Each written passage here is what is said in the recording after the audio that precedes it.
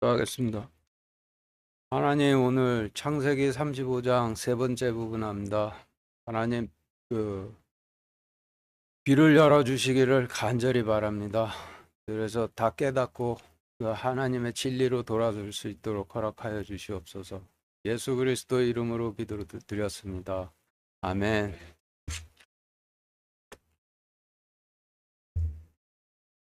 창세기 35장 16절부터 22절까지 같이 읽겠습니다. 시작. 그들이 베델에서 이동하였는데 에브라스에 조금 못 미친 곳에서 라헬이 진통을 겪으며 산고가 매우 심하더라. 그녀가 심한 산고를 겪을 때 산파가 그녀에게 이르되 두려워하지 말라. 지금 그대가 이 아들을 갖게 되리라 하니라. 그녀의 혼이 떠나려 할 때 이는 그녀가 죽었기 때문이더라. 그녀가 그의 이름을 베논이라 하였으나 그의 아버지가 그를 베냐민이라 하였더라. 라헬이 죽음에 에브랏 곧 베들레헴으로 가는 길에 묻었고 야곱이 그녀의 무덤 위에 기둥을 세웠는데 그것이 이날까지 라헬의 무덤 기둥이 되니라. 이스라엘이 이동하여 에달 망대를 지나 자기 장막을 쳤더라.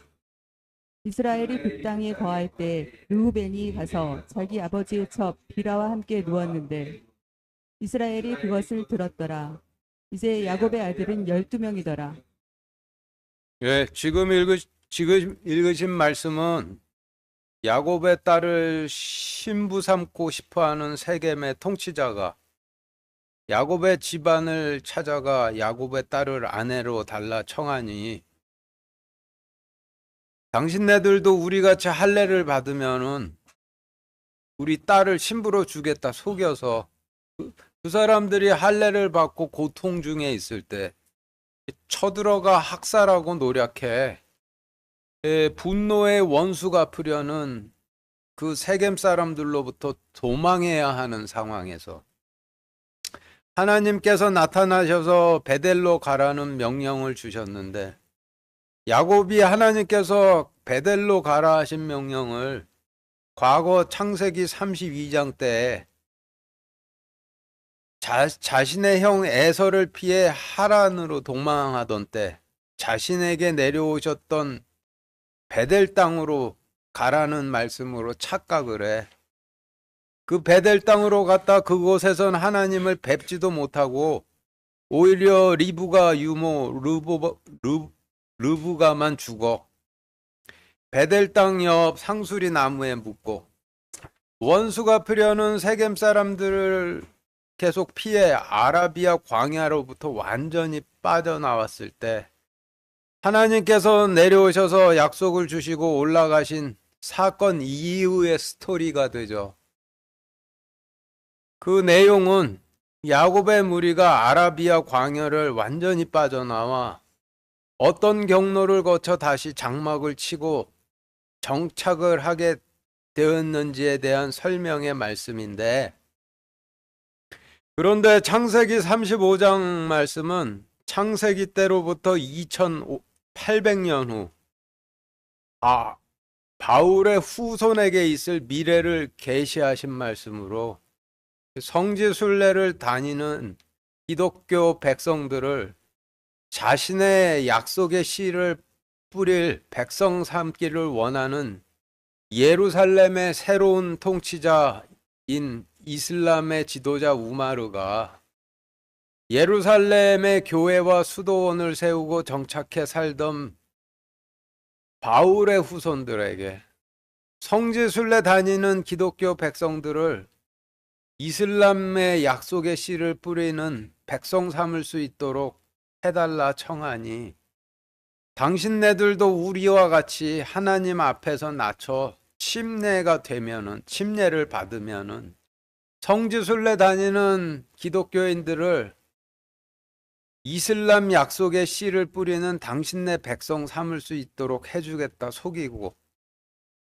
그들이 스스로 침례하여 하나님 앞에서 낮추는 고통 중에 있을 때 십자군이란 이름으로 예루살렘으로 쳐들어가 이슬람 교도들을 학살하고 노략해 원수 갚으려는 이슬람 교도들로부터 도망해야 하는 상황에서 하나님께서 바울의 후손에게 나타나셔서 베델로 가라는 명령을 주셨는데 바울의 후손이 하나님께서 베델로 가라 주신 명령을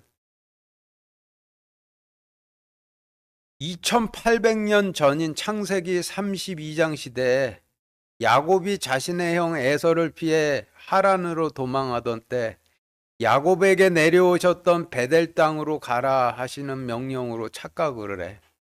베델 땅으로 가긴 갔는데 그곳에선 하나님을 뵙지도 못하고 오히려 젖과 꿀과 같은 말씀으로 하나님 왕국의 백성으로 갓 태어난 영혼들을 섬기던 교회 지도자들이 황폐한 과거 유대 땅에서의 오랜 정착 생활을 거치며 자신의 본래의 성질을 전부 잃고 출애굽 때 모세 말에 불순종하던 이스라엘 백성들처럼 변질돼 더 이상 바울의 후손을 따르지 않겠다 하니 그들을 베델 땅 옆 교회 나무 십자가상 아래 남겨두고 계속해 원수 갚으려는 이슬람 교도를 피해 황폐한 과거 유대 땅으로부터 완전히 빠져나왔을 때 하나님께서 바울의 후손에게 내려오셔서 약속을 주시고 올라가신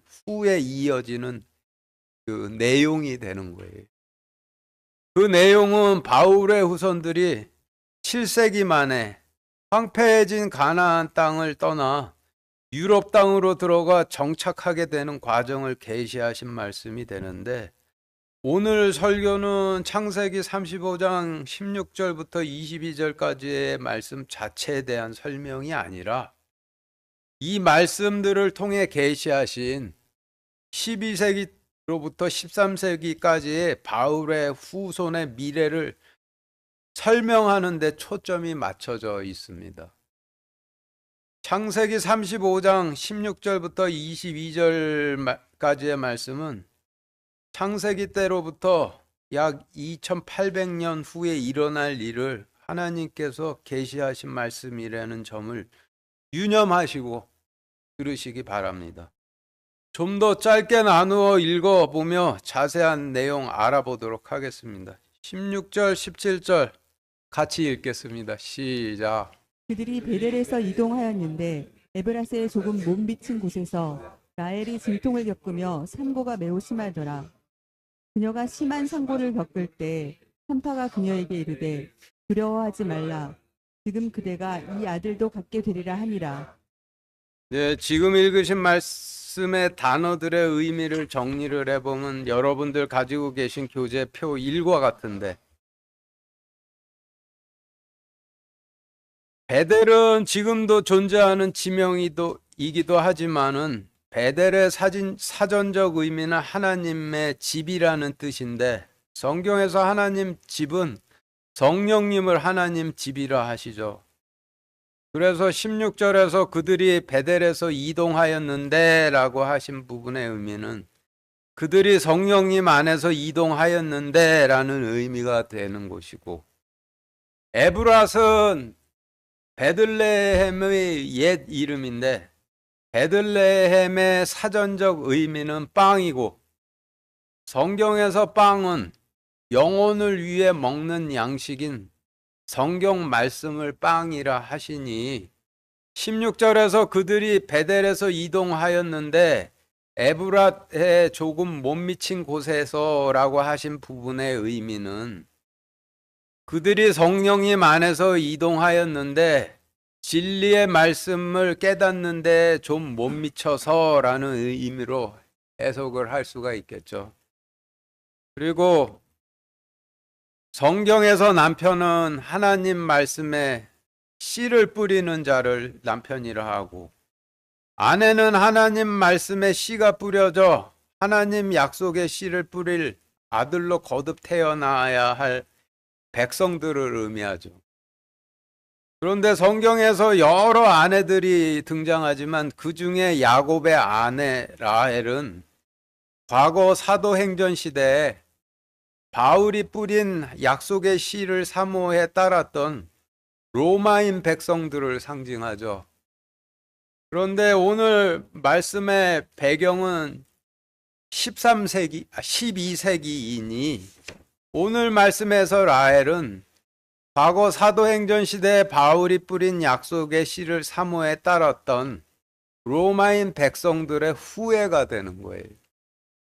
그래서 창세기 35장 16절에서 라헬이 진통을 겪으며 산고가 매우 심하더라 라고 하신 말씀의 의미는 12세기에 들어서는 과거 바울이 뿌린 하나님 약속의 씨를 사모에 따랐던 로마 출신의 백성들의 후예들에게 과거 사도행전 시대에 바울이 뿌렸던 하나님 약속의 씨를 뿌려 그들이 하나님의 아들로 거듭 태어나도록 하는 일이 매우 고통스럽고 힘들었다라는 의미로 해석이 되는데 12세기 때 로마인들의 후예들이 로만 카톨릭의 가르침을 따라가고 있었으니 과거 사도행전 시대에 바울이 뿌렸던 약속의 씨를 거기에 뿌려서 거듭 태어나도록 하는 일이 당연히 매우 어려웠겠죠. 그리고 창세기에서 유모가 하나님의 아들로 거듭 태어난 영혼을 젖과 같은 말씀으로 섬기는 자라면은 산파는 어떤 사람이 되겠어요?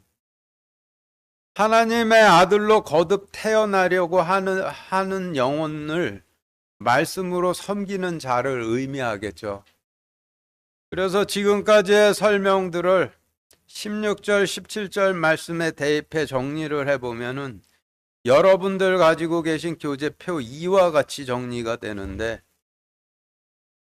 16절부터 보시면은 그들이 성령님 안에서 이동하였는데 성경 말씀의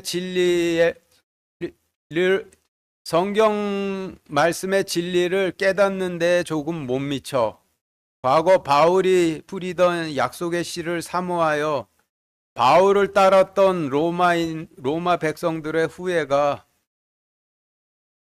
12세기에 이르러서는 바울의 후손이 같은 하나님의 약속의 씨를 뿌려 하나님의 아들로 거듭 태어나기 위해 진통을 겪는데 고통이 매우 심했더라. 과거 바울을 따랐던 12세기 때의 로마 백성의 후예가 하나님의 아들로 거듭 태어나기 위해 심한 고통을 겪고 있던 때에 하나님의 아들로 거듭 태어나려고 하는 자를 말씀으로 섬기던 자가 하나님의 아들로 거듭 태어나려고 하는 로마 백성의 후예에게 이르되 두려워 말라. 지금 그대가 이 하나님의 교회도 갖게 되리라 하니라 라는 의미로 정리가 되죠. 이 말씀을 통해 계시하시는 역사적 사실을 좀 생각해 보면은 12세기 초 바울의 후손이 가나안 땅을 떠나 유럽 대륙으로 들어가 성령님의 안에서 이동하여 로마인들의 후예에게 하나님 약속의 씨를 뿌렸는데 로마인들의 후예들이 과거 사도행전 시대에 바울이 뿌리던 약속의 씨를 사랑해 바울을 따랐던 자신들의 조상들과는 완전히 달리 백성들을 소경으로 만드는 로만 카톨릭을 따르고 있어 하나님 약속의 씨를 뿌려서 아들로 거듭 태어나도록 하는 일이 극도로 어려울 것이라는 것을 계시하시는 말씀이 되는 것이죠. 18절 같이 읽겠습니다. 시작. 그녀의 혼이 떠나려 할 때 이는 그녀가 죽었기 때문이더라. 그녀가 그의 이름을 베논이라 하였으나 그의 아버지가 그를 베냐민이라 하였더라. 지금 읽으신 말씀의 단어를 정리해 보면은 여러분들 가지고 계신 교재표 3과 같은데 그녀라 하시면 라헬을 의미하는데 라헬은 과거 사도행전 시대에 바울의 약속의 씨를 사모해 바울을 따랐던 로마인들의 후예로 창세기 35장 18절 말씀의 배경은 12세기이니 12세기 때에 로마의 백성들의 후예들이 되겠죠. 그래서 18절에서 그녀의 혼이 떠나려 할 때라 하신 부분의 의미는 과거 사도행전 시대에 바울이 뿌린 하나님의 약속의 씨를 사모해 아들로 거듭 태어나기를 소망하며 따르던 로마인들의 후예들이 12세기에 이르러서는 로만 카톨릭의 영향으로 그런 영적인 성질을 전부 잃어버리려 할 때라는 의미가 되고, 그녀가 죽었기 때문이더라 하신 부분은 과거 사도행전 시대에 바울이 뿌리는 약속의 씨를 사모해 바울을 따르던 로마인들의 후예들이 12세기에 이르러선 바울이 뿌리던 하나님의 약속을 떠나 로만 카톨릭을 따르는 자들이 되었음을 죽었다라고 하시는 것이 되죠. 그리고 베논이라는 이름의 사전적 의미는 슬픔의 아들이라는 뜻이고, 베냐민이라는 이름의 사전적 의미는 하나님의 오른손의 아들이라는 뜻이에요. 그래서 지금까지의 설명을 18절 말씀에 대입해 정리를 해보면은 여러분들 가지고 계신 교재 표 4와 같은데, 표 4 보시면은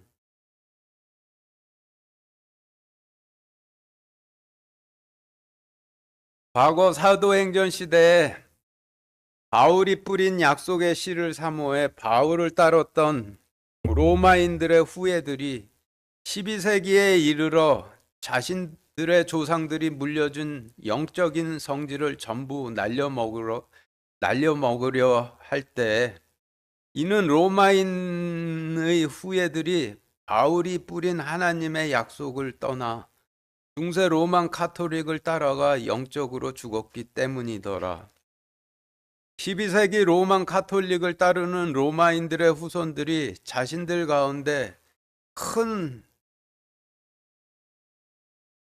산고를 겪고 거듭 태어난 하나님의 교회의 이름을 슬픔의 아들이라 부르며 조롱하였으나, 그에게 하나님 약속의 씨를 뿌렸던 바울의 후손은 그를 하나님의 오른손의 아들이라 하였더라 라고 하시는 말씀으로 정리가 되죠. 이를 좀 풀어서 설명을 드리자면은, 바울의 후손들이 황폐한 가나안 땅을 떠나 교회 시대의 약속의 땅이 유럽 땅으로 이동 중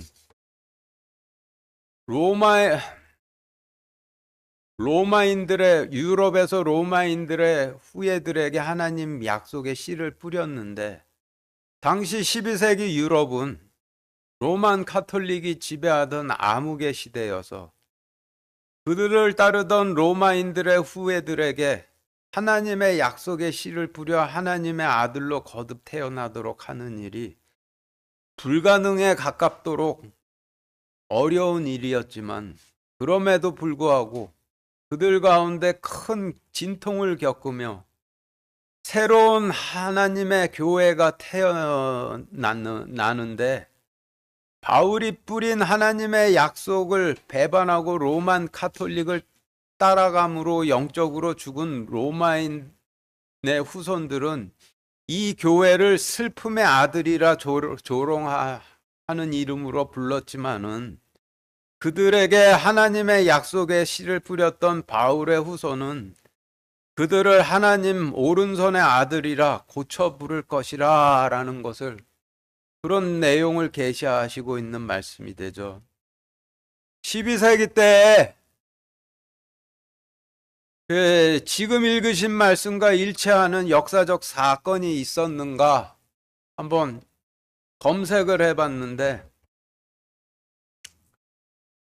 역사학자들은 1517년 마틴 루터가 비텐베르크 교회 정문에 자신을 화형에 처하라 명한 교황을 꾸짖는 95항의 대자보를 붙여 교황을 들이받은 사건을 종교개혁이라 하며 개신교의 시작이라고 보지만은 이게 말도 안 되는 소리죠.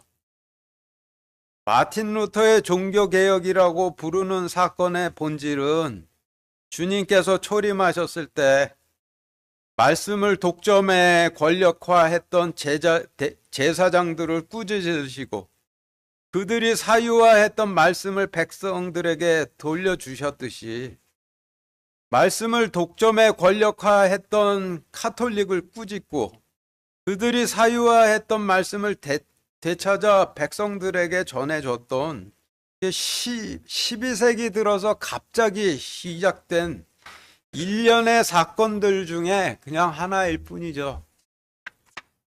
역사학자들은 12세기에 피에르 발데스, 14세기에 존 위클리프, 15세기에 얀 후스, 16세기에 윌리엄 틴드를 마틴 루터보다 앞선 종교개혁의 선구자들이라 하면서 마틴 루터에 의해 종교개혁이 완성되었다라고 하지만은 종교개혁의 선구자들이나 종교개혁을 완성했다 하는 마틴 루터나 본질적으로는 주님처럼 말씀을 배반에 팔아먹은 카톨릭을 꾸짖고 말씀을 그들로부터 되찾아 백성들에게 전해줬던 주님 하셨던 일과 똑같은 일을 했었던 자들이에요. 그런데 종교학자들이나 역사학자들이 마틴 루터에 앞서 종교개혁의 선구자들이라 부르는 자들의 등장은 창세기 35장 1절부터 15절 말씀을 통해 계시하신 십자군 대학살로 바울의 후손과 그를 따르는 교회들이 원수 갚으려는 이슬람 교도들을 피해 황폐해진 가나안 땅을 떠나 교회 시대의 약속의 땅인 유럽으로 정착한 11세기 말 이후로부터 갑자기 일어나기 시작을 하죠. 그것이 시사하는 바가 뭐겠어요? 하나님의 약속의 씨를 가진 바울의 후손들이 과거 유대 땅을 떠나 암흑의 유럽 대륙으로 들어가 정착하기 시작하며 흑암의 유럽 대륙에 주님의 등불을 밝히기 시작했다라는 뜻이 되는 것이죠. 역사학자들이 종교개혁의 선구자들이라 부르는 이들 중에서 연대순으로 가장 앞서 있는 인물은 피에르 발데스라는 인물인데 12세기에 태어났다 하고 출생지는 불명이라고 하니 원래 황폐한 가나안 땅에 살다 11세기 말 원수 갚으려는 이슬람 교도를 피해 도망 나와 유럽으로 퍼졌던 무리들의 후손 중 하나라 추측해 볼 수가 있겠죠. 지금의 프랑스 리옹에 정착해 장사로 성공해 리옹의 시민권도 얻었다는데 어느 날 모든 걸 버리고 하나님의 길로 돌이켰다라고 해요. 12세기에 유럽 문맹률은 98%에 달했다는데 그런데도 유일하게 존재하던 성경이라고는 일반 대중은 더욱 읽지도 알아들을 수도 없는 라틴어로 기록된 불가타 성경밖에 없어. 하나님으로의 길로 돌이킨 피에르 발데스가 가장 먼저 한 일은 프랑스 리옹의 두 성직자에게 불가타 성경을 프랑스어로 번역을 해 이를 자신이 먼저 외우다시피 해 일반 대중들에게 전했고 따르는 자들이 생겨 무리를 이루게 되었는데 당시 로만 카톨릭 사람들은 이를 조롱의 뜻으로 발데스파라 부르기도 하였고 리옹의 가난한 자들이라 부르기도 했다라고 해요. 당시 교회법에 따르면은 설교는 오직 교황청에서 임명한 성직자만 하도록 되어 있는데 발데스파 사람들은 성서를 번역해 평신도들이 읽도록 하기도 하고 그중 거듭난 평신도들은 새로운 백성을 찾아 설교함으로 복음을 전하기도 했다고 하니 이 로만 가톨릭 사제들 보기에는 안이 꼽게 보였겠죠. 당시 프랑스 한 사제가 남긴 기록을 보면은 그들이 발데스파를 어떻게 봤는지 알 수가 있는데, 그들은 무식하고 배우지도 못한 사람들임에도 불구하고 남자와 여자 모두 마을에서 마을로 이동하며 설교했고 심지어 교회에서도 설교를 했다. 리옹의 대주교인 장 오벨맹은 그들에게 그런 주제넘는 짓들 하지 말라라고 명령했지만은 그들은 사람보다 하나님께 순종해야 한다 하면서 그의 권위를 무시했다라고 하는데, 죽어가던 라헬이 다 태어난 베냐민을 슬픔의 아들이라 불렀듯이 죽어가던 로마인들의 후예들이 하나님의 아들들을 슬픔의 자식들이라고 조롱했다라는 얘기죠. 과거 사도행전 시대 로마 황제도 바울의 사역 초기에는 바울과 바울이 뿌린 약속을 따르던 로마 백성들을 조롱의 대상으로나 여겼는데, 그 수가 위협을 느낄 정도로 불어나니 위협이 되는 세력으로 규정을 해 박해를 했죠. 그로부터 1100년 후 12세기의 로만 카톨릭도 피에르 발데스의 사역 초기에는 그와 그가 전한 말씀을 따르던 백성들을 로마 황제처럼 조롱의 대상으로나 여겼는데, 그 수가 위협을 느낄 정도로 불어나니 이단 세력으로 정죄를 해서 박해를 했다고 합니다. 1182년 피에르 발데스를 파문해서 리옹에서 추방하였고, 이어서 1228년 프랑스 톨루즈에서 모인 카톨릭 공의회에서는 백성들이 성경을 읽는 거 금했고, 발데스의 의뢰로 프랑스어로 번역된 성경들은 전부 불태워버렸다 하는데, 그러나 추방당한 발데스 교회는 프랑스 남부와 이탈리아 북부의 많은 도시와 마을들로 피신해 새로운 백성들을 찾아 더 많은 성경 필사본을 만들어 전했는데, 그래서 이들을 성경의 백성이라고 부르기도 했었대요.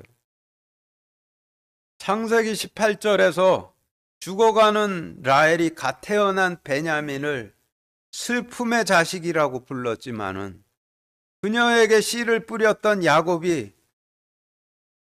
하나님의 오른손이라는 뜻의 베냐민이라고 이름을 고쳐 불렀듯이, 이미 영적으로 죽은 로마인들의 후예들은 갓 태어난 발데스 교회를 발데스파 혹은 리옹의 가난한 자들 또는 무식한 패거리들이라 조롱의 이름으로 불렀지만은, 그들에게 하나님의 약속의 씨를 뿌렸던 바울의 후손이 그들을 성경의 백성들이라 고쳐 불렀겠죠. 18절 다시 같이 읽겠습니다. 시작. 그녀의 혼이 떠나려 할 때에 이는 그녀가 죽었기 때문이더라. 그녀가 그의 이름을 베놀이라 하였으나 그의 아버지가 그를 베냐민이라고 하였더라. 지금까지의 설명을 토대로 볼 때 창세기 35장 18절에서 베냐민의 탄생은 완전한 흑암에 갇혀있던 유럽에 최초로 성경을 자국어로 번역해 일반 대중들에게 전해 성경의 백성이라 불리던 발데스 교회의 탄생을 계시하시는 말씀이라고 볼 수밖에 없죠. 12세기에 갑작스럽게 등장한 피에르 발데스와 14세기 들어 갑자기 등장한 청교도들의 시조인 존 위클리프는 같은 어머니에서 태어난 형제처럼 닮아 있는데, 양쪽 다 성경과 신앙과 설교를 교회와 교황의 전유물이라 여기던 때에 신앙과 행위의 모든 권위는 오로지 성경에 있다 하였고, 역시 양쪽 다 라틴어 성경을 일반 대중이 이해할 수 있는 자국어로 번역해 일반 백성들에게 전했는데, 둘 간에 다른 점이 있다라면은 피에르 발데스가 시조인 성경의 백성들은 일반 대중과 빈민들을 대상으로 말씀을 전하며 로만 카톨릭과의 충돌은 가급적 피했는데, 반면 존 위클리프가 시조인 청교도들은 일반 대중들뿐만 아니라 지도자층과 지식인들에게도 말씀을 전하며 로만 카톨릭과의 충돌을 조금도 사양하지 않았다라는 점이 조금 달라요. 그런 이유 때문에 영국의 청교들로부터는 15세기부터 제임스 1세 전까지 8명의 영국 왕과 여왕을 거치며 로마 제국 때 이상으로 많은 순교자들이 나오게 되는 거예요. 19절, 20절 같이 읽겠습니다. 시작. 라헬이 죽음에 에브랏 곧 베들레헴으로 가는 길에 묻었고 야곱이 그녀의 무덤 위에 기둥을 세웠는데 그것이 이날까지 라헬의 무덤 기둥이 되니라. 지금 읽으신 말씀의 단어들을 정리를 해보면 여러분들 가지고 계신 교재표 5와 같은데 표 5 보시죠. 라헬은 과거 사도행전 시대에 바울을 따르다 12세기에는 로만 카톨릭을 따라간 로마 백성들의 후예이죠. 그러니 라헬이 죽음에라고 기록하신 말씀은 과거 사도행전 시대에 바울이 뿌린 하나님 약속을 사랑에 따랐던 로마 백성들의 후예들이 하나님의 약속을 배신하고 로만 카톨릭을 따라가 영적으로 죽어버림에라는 의미로 해석이 되고, 에블랏은 베들레헴의 옛 이름이고 베들레헴의 사전적 의미는 빵이라는 의미이고, 빵은 말씀을 의미하니 에브라 곧 베들레헴으로 가는 길에 묻었다라고 하신 부분의 의미는 말씀의 진리를 깨닫는 길로 가는 도중에 영적으로 죽어 로만 카톨릭으로 가버렸다라는 의미가 되고, 야곱은 과거 사도행전 시대 때에 바울이 뿌렸던 하나님의 약속을 계승해 11세기에 뿌렸던 바울의 후손이고, 성경에서 무덤은 돌로 지은 교회를 의미하니 그녀의 무덤이라 하심은 바울이 뿌린 하나님의 약속의 씨를 사랑에 따랐던 로마인들의 후손들이 바울이 뿌린 하나님의 약속을 배신하고 따라간 카톨릭 교회를 상징을 하겠죠. 그리고 성경에서 돌기둥은 십계명을 상징을 하죠. 손으로 던질 수 있는 크기의 돌은 돌로 쳐 죽일 때 쓰는 율법을 상징하고, 팔로 들을 수는 있으나 손으로 던질 수 없는 크기의 돌은 계명을 상징하고, 큰 반석은 우상을 다 때려 부수는 주님을 의미하죠. 그래서 그것이 라헬의 무덤 기둥이 되니라 라고 하신 말씀의 의미는 바울의 후손인 로마 백성들의 후손들이 따라간 카톨릭 교회에 십계명을 세워주었지만, 바울이 후손이 세워준 그 십계명이 무덤에나 세우는 묘비가 되었다라는 의미로 해석이 되는 거예요. 그래서 지금까지의 설명을 19절, 20절 말씀에 대입해 정리를 해보면 여러분들 가지고 계신 교재 표 6과 같은데,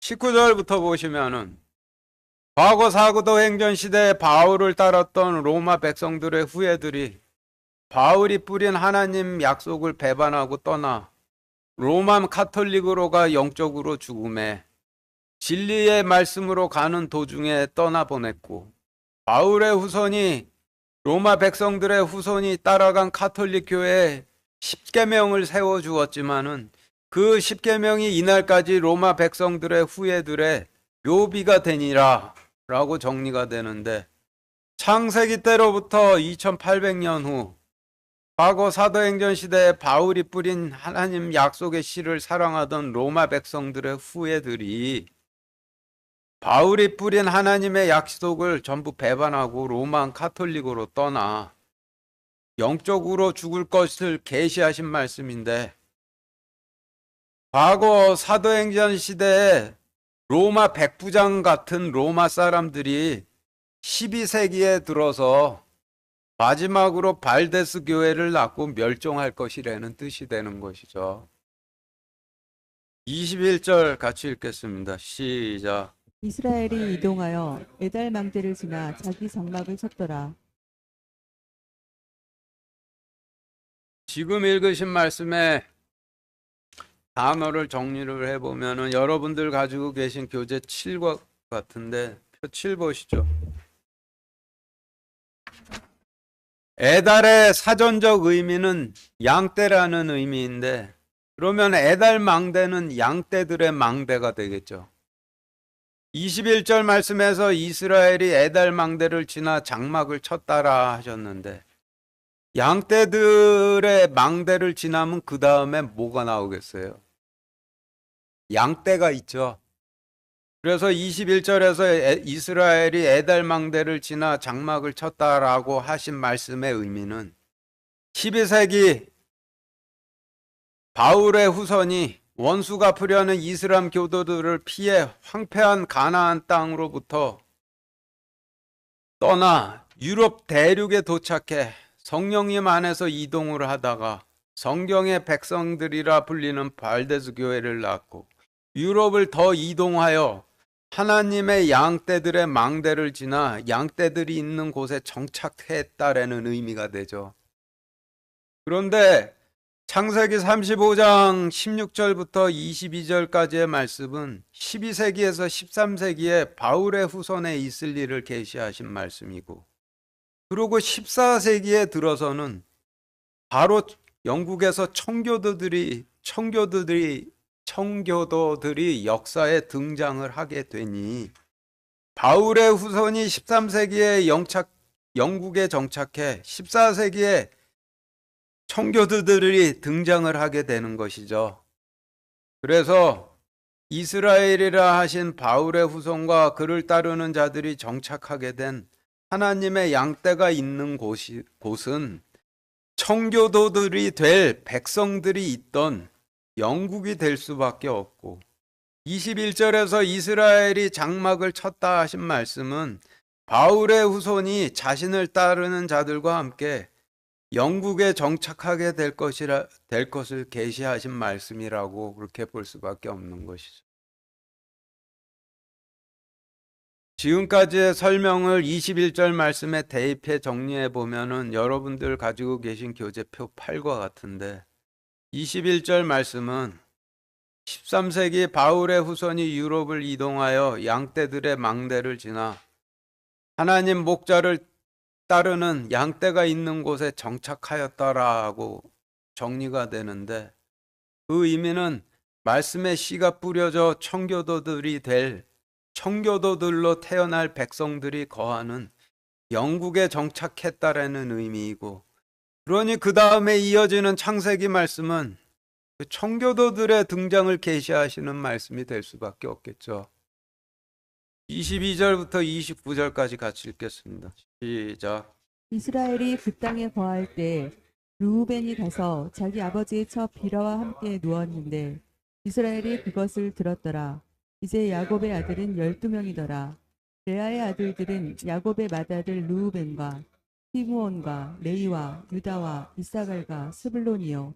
라헬의 아들들은 요셉과 베냐민이며, 라헬의 여종 비라의 아들들은 단과 납달리요. 레아의 여종 실바의 아들들은 갓과 아셀이더라. 이들은 다 야곱의 아들들이요. 갓다나람에서 그에게 태어난 자들이더라. 야곱이 헤브론 곧 아르바의 도시 마므레로 가서 자기 아버지 이삭에게 이르렀는데, 그곳은 아브라함과 이삭이 머물던 곳이더라. 이삭의 생애는 180년이더라. 이삭이 나이 많고 날수가 차서 숨을 거두고 죽어 자기 백성들에게로 거두어지니 그의 아들 에서와 야곱이 그를 부두니라. 지금 읽으신 말씀을 좀 더 짧게 나누어 자세히 알아보도록 하겠습니다. 22절 다시 같이 읽겠습니다. 시작. 이스라엘이 그 땅에 거할 때에 르우벤이 가서 자기 아버지의 첩 비라와 함께 누웠는데 이스라엘이 그것을 들었더라. 이제 야곱의 아들은 12명이더라. 지금 읽으신 말씀의 단어들을 정리해 보면 여러분들 가지고 계신 교재 표 8과 같은데 표 8 보시죠. 이스라엘은 12세기, 13세기 영국에 정착한 과거 사도행전 시대에 바울이 뿌렸던 약속의 씨를 뿌리는 바울의 후손을 의미하고, 그 땅은 영국을 의미하고, 루벤은 과거 사도행전 시대에 로마인들을 더 사랑해 로마에 있었던 바울이 서신서로 그리스 소아시아 지역의 백성들에게 약속의 씨를 뿌려 처음으로 낳은 갈라디아 교회의 후손들을 상징하는데, 갈라디아 교회는 유대인들의 할례와 율법을 교회로 가지고 들여오려고 했던 교회이죠. 루벤에 대한 설명은 창세기 29장 30장 하면서 자세히 이미 설명드렸으니 기억 안 나시는 분들은 지난 창세기 29장 30장 설교 다시 들어보시기 바랍니다. 그리고 성경에서 아내는 하나님의 약속의 씨를 뿌리는 대제사장을 따르는 백성들을 상징을 하고, 첩은 지금의 교인들처럼 교회는 나와도 하나님 말씀의 통치는 따르질 않고 오로지 인간의 통치를 따르는 백성들 상징하죠. 영국의 국교는 성공회인데 영국 성공회의 교리나 시스템은 로만 카톨릭과 똑같지만은 다른 점이 있다라면은 영국 국왕이 교황 자리를 맡고 있다라는 점이 다르죠. 그래서 13세기에 성공회를 믿는 백성들이라면은 하나님의 약속의 씨가 뿌려지는 백성들이 아니라 영국 국왕의 씨가 뿌려지는 백성들이었는데, 이런 백성들을 성경에서는 주님의 신부가 아니라 첩이라고 하시죠. 그래서 22절 말씀에서 르우벤이 가서 자기 아버지의 첩 비라와 함께 누웠는데 라고 하시면 11세기 바울의 후손과 함께 원수가 풀려는 이슬람 교도들을 피해 황폐한 가나안 땅을 도망쳐 나와 유럽을 거쳐 영국으로 들어간 갈라디아 교회의 후예들이 영국 국왕이 교황인 성공회의 백성들에게 씨를 뿌리는 성공회의 목자들이 될 것이라는 뜻으로 해석이 되죠. 그래서 지금까지의 설명을 22절 말씀에 대입해 정리를 해보면 여러분들 가지고 계신 교재 표 9와 같이 정리가 되는데, 표 9 보시죠. 황폐한 가나안 땅으로부터 원수가 풀려는 이슬람 교도들을 피해 유럽으로 도망쳐 나온 바울의 후손들이 영국에 거할 때, 과거 사도행전 시대에 바울이 서신서로 그리스 소아시아 지역에 약속의 씨를 뿌려 제일 처음 장자로 나온 교회인 갈라디아 교회의 후손들이 가서 영국 국왕의 통치를 받는 성공의 백성들에게 씨를 뿌렸는데, 바울의 후손이 그거를 들었더라. 이제 바울의 족보에 속한 교회는 12교회이더라 라는 말씀으로 정리가 되죠. 영국에서 성공회가 실제로 생기기는 16세기인 헨리 8세 때 생겼지만은 영국은 섬나라였기 때문에 유럽 대륙의 다른 나라들보다는 교황의 통치력이 덜 미쳐 교회 간판을 카톨릭으로 달고 있건 성공회로 달고 있건 애초부터 영국 국왕이 자기 마음대로 교회를 통치를 하고 있었어요. 그래서 영국 교회의 교인들은 카톨릭 교인이건 성공회 교인이건 하나님 통치가 아니라 영국 국왕의 통치를 받던 백성들이었는데, 그런데 헨리 8세 때 헨리 8세에게 중매를 섰던 교황이 그 헨리 8세가 이혼을 하려고 하니까 하니 그 시비를 걸어왔는데, 그 시비를 걸어오니 카톨릭과 바로 손절을 하고 교회 간판만 성공회로 다시 바꿔 달았는데, 당시 카톨릭 권력으로 호가호위하며 권세를 누리던 일부 카톨릭 사제들이 그 분위기 파악 못하고 헨리 8세에다가 에게한테 깐죽대다가 죽은 것 외에는 바뀐 게 하나도 없다라고 하죠. 23절, 24절 같이 읽겠습니다. 시작. 레아의 아들들은 야곱의 맏아들 르우벤과 시므온과 레이와 유다와 이사갈과 스불론이요. 라헬의 아들들은 요셉과 베냐민이며. 지금 읽으신 말씀의 단어들을 정리를 해보면 여러분들 가지고 계신 교재표 10과 같은데 표 10 보시죠. 레아는 과거 사도행전 시대 그리스 소아시아 지역에 거주하던 백성들로 로마에 있던 바울이 서신서로 뿌린 하나님의 약속의 씨를 사랑해 교회를 낳은 백성들이고, 르우벤은 그 중에 가장 먼저 태어난 갈라디아 교회를 상징하고, 시므온은 두 번째로 태어난 에베소 교회를 상징하고, 레이는 세 번째로 태어난 빌립보 교회를 상징하고, 유다는 네 번째로 태어난 골로새 교회를 상징하고, 이사갈과 스불론은 레아의 태가 닫혀서 더 이상 아들들이 태어나지 않을 것이라고 여기던 상태에서 뒤늦게 태어난 아들들인데, 이 두 아들들은 그리스 소아시아 지역의 태가 닫혀서 더 이상의 교회가 태어나지 않을 것이라고 여기던 상태에서 뒤늦게 태어난 데살로니 교회와 크레테 교회를 상징을 해요. 이 부분도 지난 창세기 29, 30장 설교하면서 자세히 설명드렸으니 기억 안 나시는 분들은 창세기 29장, 30장 설교 다시 들어보시기 바랍니다. 그리고 라헬은 과거 사도행전 시대에 바울이 로마에 거하며 뿌렸던 하나님의 약속의 씨를 사랑해 교회를 낳은 로마 백성들을 상징을 하는데, 그중 요셉은 사도행전 시대에 바울이 로마에 거하며 로마 백부장 같은 백성에게 하나님 약속의 씨를 뿌려 낳은 교회를 상징하고, 베냐민은 그로부터 1100년이 지난 후 로마인들의 후예로부터 태어난 성경의 백성들이라 하는 발데스 교회를 상징을 하겠죠. 25절 같이 읽겠습니다. 25, 26절 같이 읽겠습니다. 시작. 라헬의 여종 비라의 아들들은 단과 납달리요. 레아의 여종 실바의 아들들은 갓과 아셀이더라. 이들은 다 야곱의 아들들이요 밧단 아람에서 그에게 태어난 자들이더라.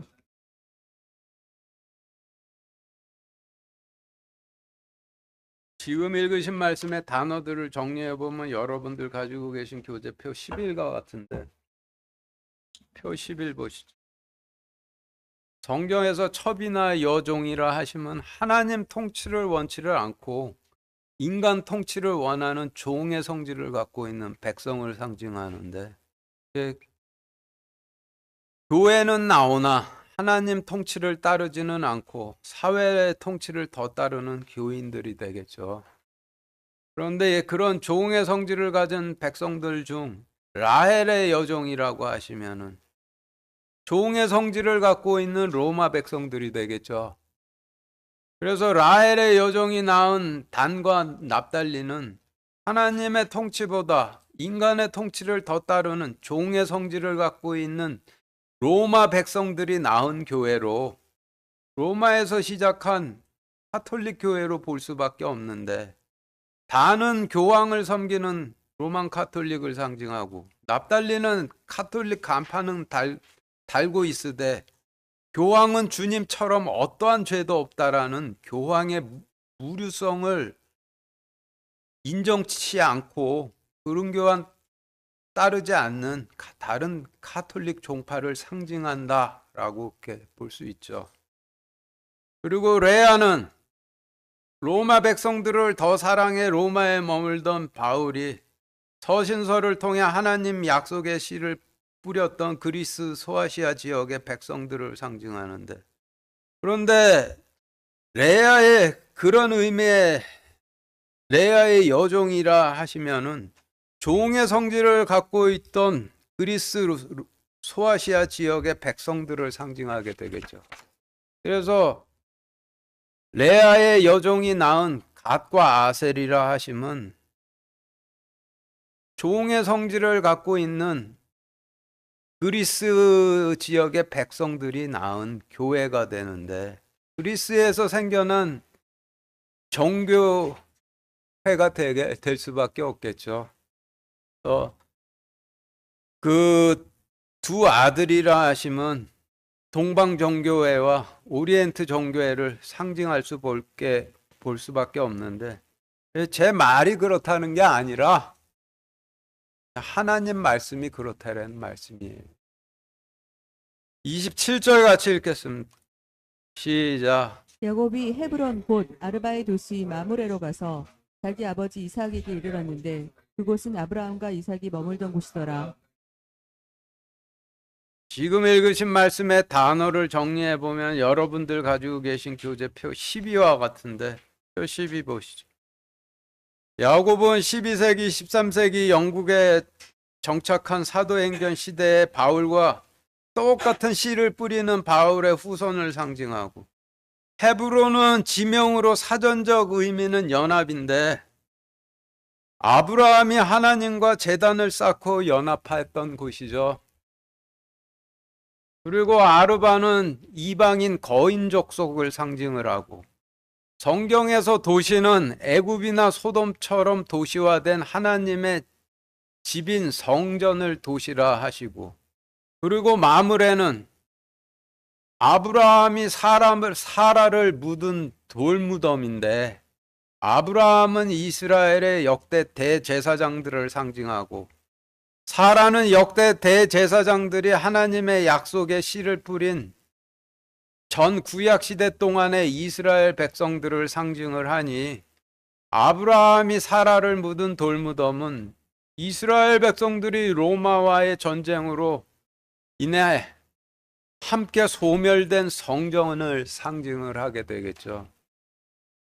그리고 이삭은 말씀이신 주님을 상징하고, 아브라함은 주님과 연합했던 전 구약시대의 대제사장들을 상징을 하니, 이삭과 아브라함이 머물렀던 곳이라 하시면 과거 주님께 제단을 쌓고 주님과 연합한 대제사장이 머물렀던 성전을 의미하는데, 그것이 12세기 때에는 이방 거인족 속이 차지하여 애굽처럼 도시화된 돌무덤이 되었다라는 의미가 되는 것이죠. 그래서 지금까지의 설명을 27절 말씀에 대입해 보면은 여러분들 가지고 계신 표 13과 같은데, 표 13 보시죠. 12세기, 13세기 영국에 정착한 사도행전 시대의 바울과 똑같은 씨를 뿌리는 바울의 후손이 과거 이스라엘의 대제사장이 제단을 쌓고 하나님과 연합한 곳, 지금은 이방 거인족 속들이 애굽처럼 도시화된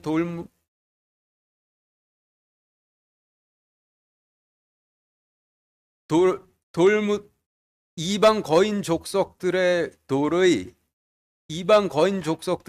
애굽처럼 도시화된 돌무덤으로 가서 자기 아버지이신 주님이신 말씀에게 이르렀는데, 그것은 과거 이스라엘 대제사장들과 주님께서 머무셨던 성전이더라 라고 정리가 되죠. 좀 더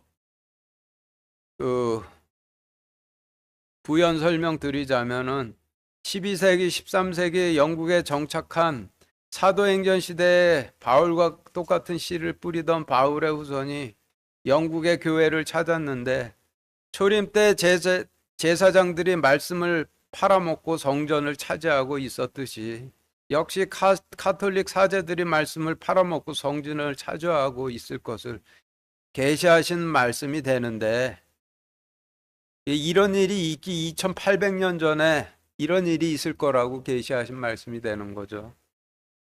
28절 같이 읽겠습니다. 시작.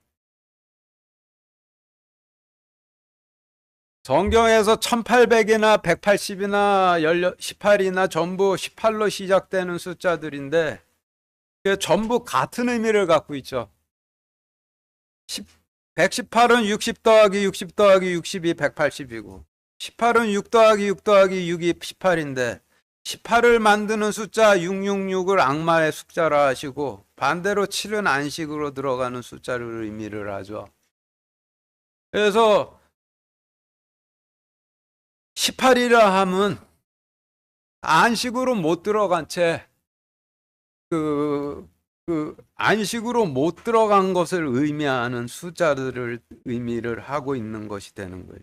누가복음 13장 4절, 11절, 16절 같이 읽겠습니다. 시작. 또 너희는 실로암에서 망대가 무너져 깔려 죽은 저 18사람이 예루살렘에 거한 모든 사람들보다 더 큰 죄인이었다고 생각하느냐? 보라, 18해 동안이나 병약하게 하는 영에 붙잡혀 몸이 다 구부러지고 전혀 몸을 들지 못하는 한 여자가 있더라. 그러면 보라, 아브라함의 딸인 이 여자가 18해 동안 사탄에게 매여 있었으니 안식일에 이 결박에서 그녀를 풀어주는 것이 마땅하지 아니하냐 하시니라. 지금 읽으신 말씀에서 18은 길가에 씨를 뿌리던 성막시대, 바위에 씨를 뿌리던 왕조시대, 다시밭에 씨를 뿌리던 율법시대, 이와 같이 세 시대로 구분하는 전 구약시대 동안 백성들이 말씀을 빼앗겨 안식으로 들어가질 못하고 사탄에게 매여 있었던 때를 의미를 하는데, 길가에 씨를 뿌리던 성막 시대가 안식으로 들어가질 못하고 일만 하고 여섯 해 동안 일만 하고 안식으로 못 들어갔고, 바위에 씨를 뿌리던 왕조 시대 여섯 해 동안 또 일만 하고 안식으로 들어가질 못하고, 가시밭에 씨를 뿌리던 율법 시대에도 일만 하고 안식으로 들어가질 못하는데, 이렇게 세 시대에 6 더하기 6 더하기 6 해서 18이라 하시는 것이죠. 그리고 주님께서 이제 안식을 주로 통치자로 초림하신 때가 안식일이 되는 것이죠. 그래서 그때 주님을 받아들이면은 이제 완전하게 안식으로 들어가는데, 이를 수로 나타낸다면은 7이 되는 것이죠. 율법 중에서 안식일을 범하는 자는 돌로 치라 하셨는데, 이 말씀의 진 의미는 주님께서 초림하셨을 때 주님께서 먹이시는 말씀을 먹이며 주님과 함께 안식치 않는 자들은 죽을 거라는 뜻이 되는 것이죠. 그러면은 재림 때도 이와 비슷한 일이 반드시 있을 거예요. 29절 같이 읽겠습니다. 시작. 이삭이 나이 많고 날수가 차서 숨을 거두고 죽어 자기 백성에게로 거두어지니 그의 아들 에서와 야곱이 그를 묻으니라. 지금 읽으신 말씀은 바울의 후손이 주님이신 말씀을 돌무덤인 교회에 안치했다라는 의미이죠. 근데 주님의 몸을 찾아와야 해야 하는데, 주님의 몸을 그냥 교회 돌무덤에 안치해야 했다라면은 주님의 후손이 말씀을 포기했다라는 의미가 되는 것이죠. 그래서 바울의 후손들은, 과거 바울의 약속에 씨를 뿌렸던 바울의 후손들은 대제사장직에서 이제 물러나게 되는 것이고, 청교도들이 새로운 하나님의 대제사장들로 역사에 등장을 해 죽으셨던 말씀을 다시 되찾아옴으로써 죽으셨던 말씀이 다시 부활하시는 새 시대가 열리게 되는 것이죠. 이것이 이제 창세기 37장에서 이어지는 내용이 되는 것. 마치겠습니다.